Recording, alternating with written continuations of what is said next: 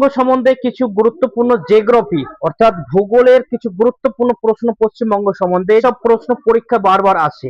এই ক্লাসে থাকছে মোট 18টি প্রশ্ন, ইম্পর্টেন্ট পশ্চিমবঙ্গ সম্বন্ধে ভূগোলের ইম্পর্টেন্ট প্রশ্ন। মোট এই ক্লাসে থাকছে মোট 18টি ভূগোলের পশ্চিমবঙ্গ সম্বন্ধে গুরুত্বপূর্ণ প্রশ্ন।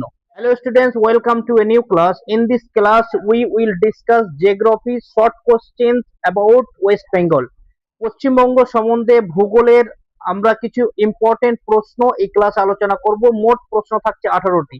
প্রথম প্রশ্ন হচ্ছে, পশ্চিমবঙ্গের রাজধানীর নাম কি? পশ্চিমবঙ্গের রাজধানীর নাম হচ্ছে কলকাতা। 2 নম্বর প্রশ্ন, পশ্চিমবঙ্গের সবচেয়ে বড় জেলা কোনটি? উত্তর হচ্ছে দক্ষিণ 24 পরগনা। 3 নম্বর হচ্ছে, পশ্চিমবঙ্গের সর্বোচ্চ পর্বত শৃঙ্গ কোনটি? উত্তর হচ্ছে সান্দাকফু। 4 নম্বর প্রশ্ন হচ্ছে, পশ্চিমবঙ্গের প্রধান নদী কোনটি? উত্তর হচ্ছে গঙ্গা নদী। 4 নম্বর প্রশ্ন, প্রধান নদী। তারপরে 5 নম্বর হচ্ছে, সুন্দরবন কোন অঞ্চলে অবস্থান, অর্থাৎ সুন্দরবন কোথায় অবস্থিত, কোন জেলাতে অবস্থিত? উত্তর হচ্ছে দক্ষিণ 24 পরগনা। 6 নম্বর প্রশ্ন, পশ্চিমবঙ্গের সবচেয়ে উত্তরের জেলা কোনটি, অর্থাৎ উত্তর দিকে পশ্চিমবঙ্গের কোন জেলাটি উত্তরের দিকে রয়েছে? উত্তর হচ্ছে কি দার্জিলিং। 7 নম্বর প্রশ্ন হচ্ছে, কোন শহরকে সিটি অফ জয় বলা হয়? পশ্চিমবঙ্গের কোন শহরকে সিটি অফ জয় বলা হয়? উত্তর হচ্ছে কলকাতা। 8 নম্বর প্রশ্ন হচ্ছে, পশ্চিমবঙ্গের সরকারি ভাষা কি? আমরা যেখানে যাই না কেন ইংলিশকে প্রাধান্য দেওয়া হয়, কিন্তু পশ্চিমবঙ্গের সরকারি ভাষা হচ্ছে বাংলা। পশ্চিমবঙ্গের সরকারি ভাষা হচ্ছে বাংলা। 9 নম্বর প্রশ্ন হচ্ছে, কোন জেলায় চা বাগান বেশি দেখতে পাওয়া যায়? আমরা এটা শুনলে কিন্তু আমাদের মাথায় একটাই উত্তর আছে, দার্জিলিং। কিন্তু শুধু দার্জিলিং না, দার্জিলিং এবং জলপাইগুড়ি এই দুই জেলাতে সব থেকে বেশি চা বাগান দেখা যায় পশ্চিমবঙ্গের। 10 নম্বর প্রশ্ন, পশ্চিমবঙ্গের বৃহত্তম বন্দর কোনটি? এখানে একটা কনফিউশন হচ্ছে যে এয়ারপোর্ট, বিমানবন্দর এবং বন্দর এই দুটার মধ্যে তফাৎ কি? বন্দরকে ইংরেজিতে বলা হয় পোর্ট এবং বিমানবন্দরকে বলা হয় এয়ারপোর্ট। এই বন্দর হচ্ছে কি, যেখানে জলবাহী, যেখানে জলযান বা জলবাহী বা জাহাজ বা শিপ যেখানে এসে থামে এবং যেখান থেকে আবার রওনা শুরু করে, যাত্রা শুরু করে, সেই স্থানটাকে বলে কি বন্দর। তাহলে পশ্চিমবঙ্গের বৃহত্তম বন্দর কোনটি? পশ্চিমবঙ্গের বৃহত্তম বন্দর হচ্ছে কলকাতা বন্দর।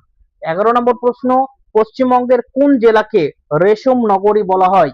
পশ্চিমবঙ্গের সব থেকে সুন্দর রেশম যে উৎপন্ন হয় যে জেলাতে, সেটা হচ্ছে মুর্শিদাবাদ। তাই সেই জেলাকে বলা হয় রেশম নগরী। রেশম নগরী বলা হয় কোন জেলাকে?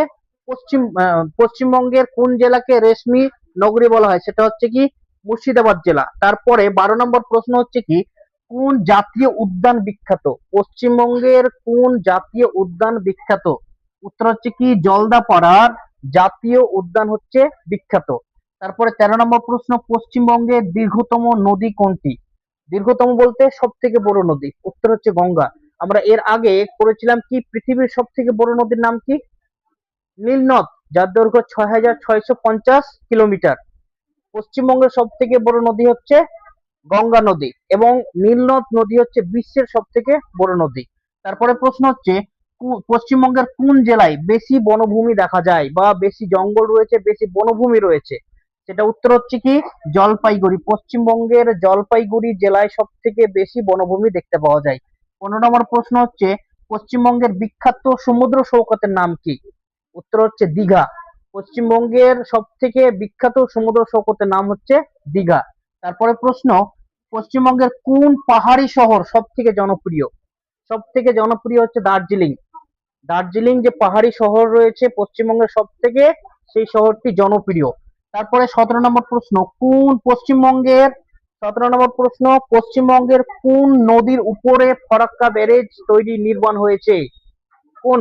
সেটা হচ্ছে কি গঙ্গা নদী। গঙ্গা নদীর উপর দিয়ে ফরাক্কা ব্রিজ নির্মাণ হয়েছে। তারপরে 18 নম্বর প্রশ্ন হচ্ছে, পশ্চিমবঙ্গের কোন জেলা বাংলাদেশ সীমান্তের কাছে অবস্থান? উত্তর হবে কি উত্তর 24 পরগনা, নদিয়া, মুর্শিদাবাদ, মালদার কিছুটা অংশ, উত্তর দিনাজপুরের কিছুটা অংশ, দক্ষিণ দিনাজপুরের কিছুটা অংশ। তাহলে আসল হচ্ছে কি মুর্শিদাবাদ, নদিয়া এবং উত্তর 24 পরগনা।